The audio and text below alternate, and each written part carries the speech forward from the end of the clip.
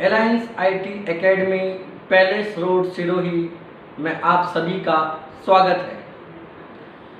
तो इससे पहले मैं आपको पढ़ा चुका हूँ वाइल के बाद मैंने आपको पढ़ाया था फॉर कमांड और आज मैं आपको पढ़ाने वाला हूँ डू वाइल। तो जैसा कि आप जानते हैं कि वाइल और फॉर कमांड का उपयोग लूपिंग के लिए किया जाता है, जिसके द्वारा प्रोग्राम स्टेटमेंट को बार बार दोहराया जा सके। उसी प्रकार से डू वाइल कमांड का उपयोग भी लूपिंग के लिए किया जाता है। डू वाइल और फॉर से कैसे अलग है ये मैं आपको बाद में बताता हूँ। पहले मैं आपको ये बताऊंगा कि वाइल कमांड को अगर डू वाइल में चेंज करना हो तो कैसे करते हैं, क्योंकि वाइल की प्रैक्टिस आप सबके अच्छे से हो चुकी है, इसलिए मैं इसको वाइल से ही पढ़ा रहा हूँ। तो वाइल डू वाइल में कैसे लिखेंगे, तो जैसा कि बता रहा हूं मैं आपको फिर से, इफ वी इनपुट 5, अगर हम 5 इनपुट करते हैं, देन प्रिंट 1 2 3 4 5। अगर हम 5 इनपुट करते हैं तो हमको आउटपुट चाहिए 1 2 3 4 5 सीरीज प्रिंट करनी है। तो अपन ने हेल्प ली है सबसे पहले वाइल की, तो यहाँ वाइल लिख दिया, फिर इधर x आ गया, इधर x आ गया और इधर x आ गया। फिर x को स्टार्ट करना है 1 से, तो यहाँ आ गया 1। फिर स्टॉप करना है n पे, तो n आ गया इधर। 1 से 5 है इंक्रीमेंट, तो आ गया लेस देन इक्वल टू और प्लस प्लस और प्रिंट अप कर दिया x। अब इस कमांड को चेंज करना है डू वाइल में, तो आप एक काम करिए, जहां पे वाइल लिखते हैं वहां लिख दीजिए डू वाइल, सॉरी वहां लिख दीजिए डू। क्या लिख दीजिए? डू। तो डू लिखने के बाद आएगा कर्ली ब्रेसेस इधर इधर। अब कंडीशन क्या आएगी? डू लिखते हैं इधर और वाइल लिखते हैं इधर।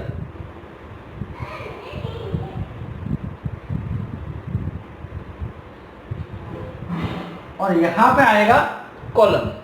जैसा कि मैं आपको पढ़ा चुका हूं कि वाइल के बाद, यानी वाइल की लॉजिकल कंडीशन के बाद कॉलम नहीं आता है, फॉर की लॉजिकल कंडीशन के बाद भी कॉलम नहीं आता है, लेकिन डू वाइल में यहां पे कॉलम आता है।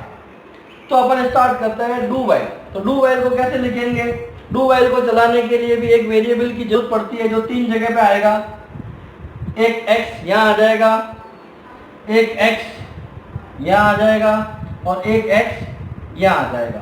तो ये x आ गया आपका इनिशियलाइजेशन के लिए, ये आ गया इंक्रीमेंट और डिक्रीमेंट के लिए, और ये आ गया आपका कंडीशन चेक करने के लिए। चूंकि हमको स्टार्ट करना है 1 से,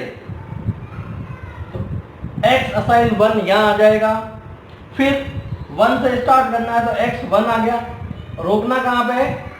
n पे, तो n का आ जाएगा इधर, यानी 5 पे। और 1 से 5 का है इंक्रीमेंट, तो इंक्रीमेंट है तो साइन आएगा लेस देन इक्वल टू, और काम क्या होगा? Plus plus. अब अपन वो प्रिंट अप कमांड जो है,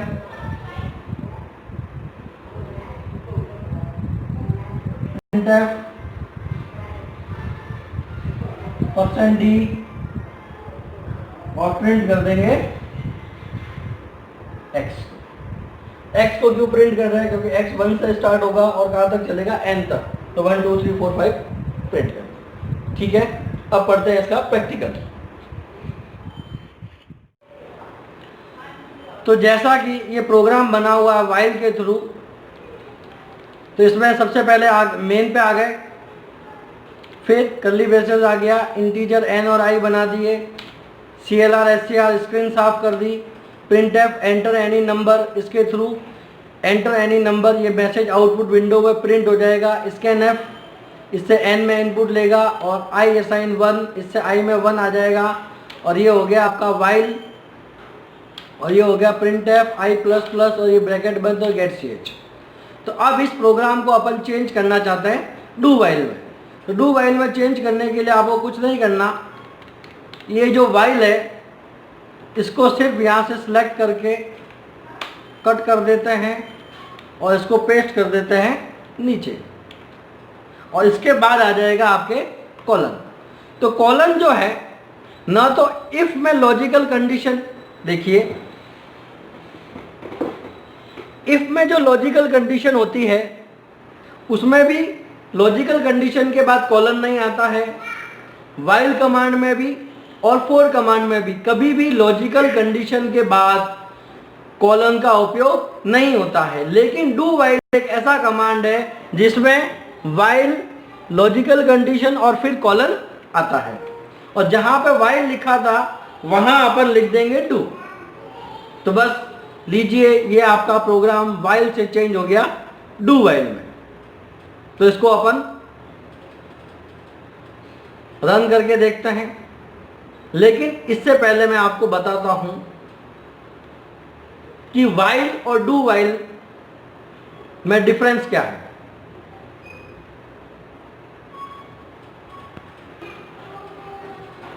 तो इसको पहले एक काम करते हैं, अपन पहले F8 कर देते हैं तो मैं आपको अच्छे से समझा पाऊंगा। तो पहले वॉच करते हैं F8। एक तो अपन ने I लिया है तो I बना देते हैं,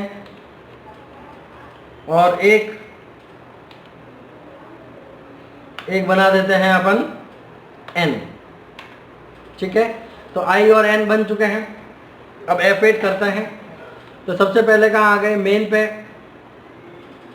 फिर आपके N और I बन चुके हैं, और इसमें ये बाय डिफ़ॉल्ट संख्या आ गई, इसको अपन बोलते हैं गार्बेज वैल्यू। अब आपके CLR SCR से स्क्रीन साफ हो जाएगा। printf एंटर एनी नंबर से ये लाइन प्रिंट हो जाएगी। इससे scanf n में इनपुट लेगा %d के थ्रू इंटीजर वैल्यू, और अपन इनपुट कर देते हैं 5। अब I असाइन 1, I में सबसे पहले 1 आ जाएगा। अब यहां पे बिना कंडीशन चेक किए सीधा वो कहां आ गया, लूप के अंदर। तो वाइल और फॉर कमांड में इनिशियलाइजेशन के बाद सबसे पहले कंडीशन चेक होती है, और अगर कंडीशन ट्रू होती है तो ही प्रोग्राम स्टेटमेंट रन होते हैं, जबकि डू वाइल में फर्स्ट टाइम कोई कंडीशन चेक नहीं होती। विदाउट कंडीशन चेक किए सीधा इनिशियलाइजेशन के बाद कहां आ जाता है, प्रोग्राम स्टेटमेंट के अंदर, मतलब लूप के अंदर। तो यहाँ पे क्या हो जाएगा, I प्रिंट हो जाएगा। तो जैसा कि I की वैल्यू क्या है 1 और N की वैल्यू है 5, तो I है 1 तो 1 प्रिंट हो जाएगा। ये देखिए आउटपुट विंडो पे 1 प्रिंट हो चुका है। अब यहाँ से हो जाएगा I प्लस प्लस, तो I 1 से कितना हो जाएगा 2। तो देखिए I 2 हो चुका है। अब कंडीशन चेक हो रही है कि क्या I छोटा है N से। तो जैसा कि अपन देख रहे हैं कि I है 2 और N है 5, तो I N से छोटा है, कंडीशन ट्रू, तो वो वापस कहाँ जाएगा, ऊपर, और क्या प्रिंट करेगा, I। तो ऑटोमेटिक ऊपर आ चुका है F8 प्रेस करते ही। तो अब I प्रिंट होगा, I मतलब 2 प्रिंट हो चुका है, वो देखिए। अब I प्लस प्लस I हो जाएगा 3, तो I 3 हो चुका है। अब I छोटा है N से, तो I N से छोटा है, वापस ऊपर जाएगा, I प्रिंट होगा 3, I प्लस प्लस I 3 से हो जाएगा 4। अभी भी I छोटा है N से, तो यस I है 4 और N है 5, कंडीशन इज ट्रू, तो प्रिंटफ पे आएगा और I को प्रिंट करेगा। फिर I प्लस प्लस, तो I 4 से हो जाएगा 5, तो I भी है 5 और N भी है 5। तो अपनी कंडीशन है कि क्या I छोटा है N से, तो छोटा तो नहीं है, लेकिन इक्वल, तो इक्वल है, तो कंडीशन इज ट्रू। ऊपर जाएगा, I प्रिंट करेगा, I मतलब 5, I प्लस प्लस 6। अब I हो चुका है आपका 6 और N है आपका 5। तो क्या I छोटा है N से, नहीं। क्या I बराबर है N से, नहीं। तो I छोटा भी नहीं है, बराबर भी नहीं है, कंडीशन फॉल्स हो गई, तो आ जाएगा गेट ch। और ये आपका प्रोग्राम रन हो चुका है और 1 से 5 प्रिंट कर चुके हैं। ये खत्म। तो ये एक बार अपन फिर से वाइल को चेक करते हैं। देखिए, तो यहाँ मैं आपको डिफरेंस बताऊंगा कि वाइल, फॉर और डू वाइल कैसे वर्क करते हैं।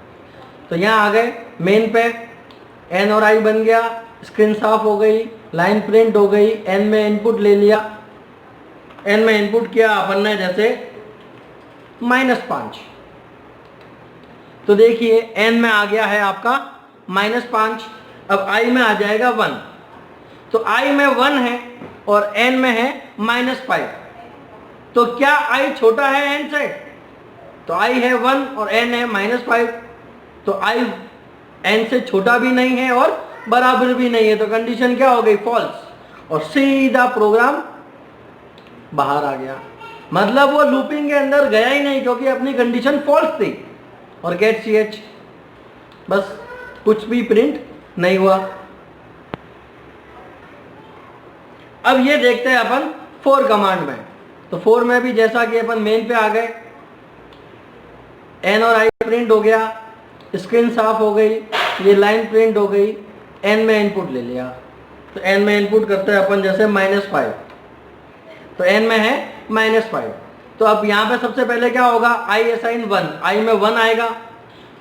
तो अभी i में गार्बेज वैल्यू है तो i में 1 आएगा, और सेकंड वो काम करेगा i less than equal to n। क्या i n से छोटा है? तो i अभी तो गार्बेज वैल्यू है, लेकिन जैसे ये स्टेटमेंट रन होगा तो i 1 हो चुका होगा, और कंडीशन चेक करेगा कि क्या i छोटा है n से, तो i होगा अपना 1 और n होगा -5।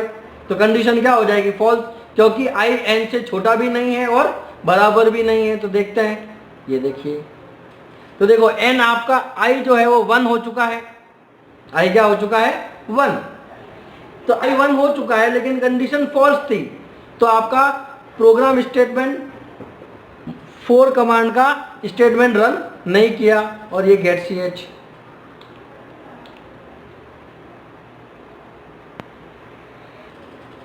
अब ये पढ़ते हैं अपन डू वाइल के थ्रू। तो डू वाइल में भी सबसे पहले मेन पे आ गए, n और i बन चुके हैं, गार्बेज वैल्यू आ चुकी है, स्क्रीन साफ हो जाएगी, लाइन प्रिंट हो जाएगी, और n में इनपुट ले लेगा।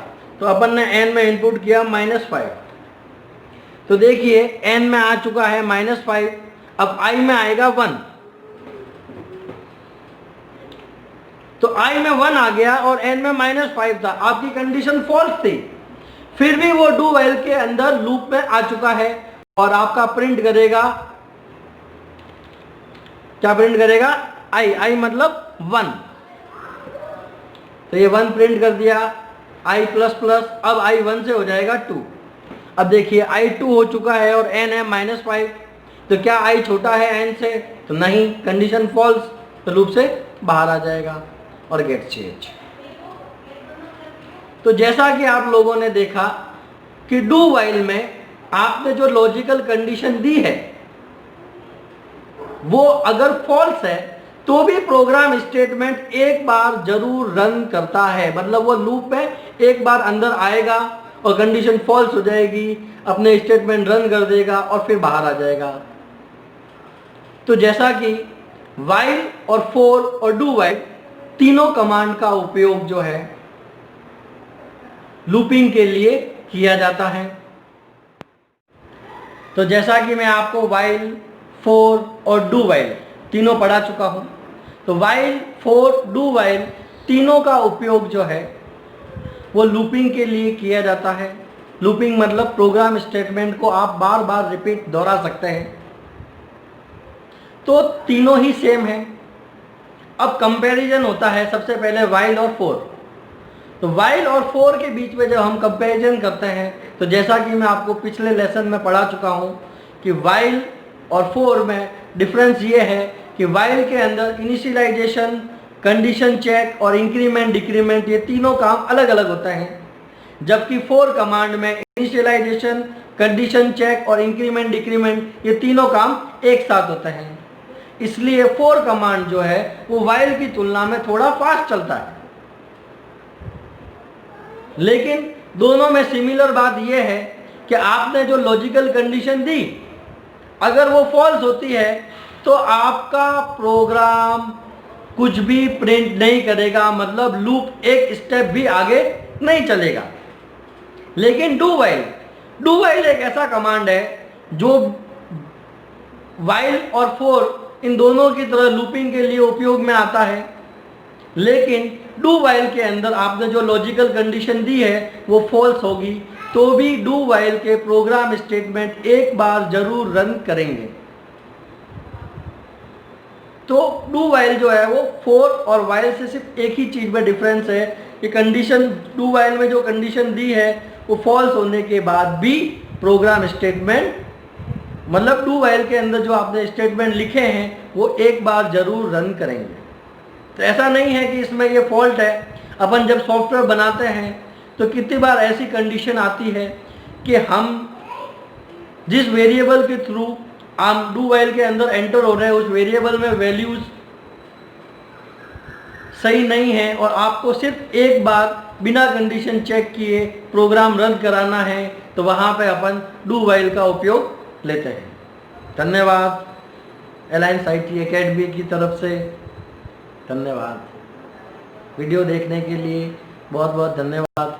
अगर आपको वीडियो अच्छा लगे तो ही आप लाइक और सब्सक्राइब करें। धन्यवाद।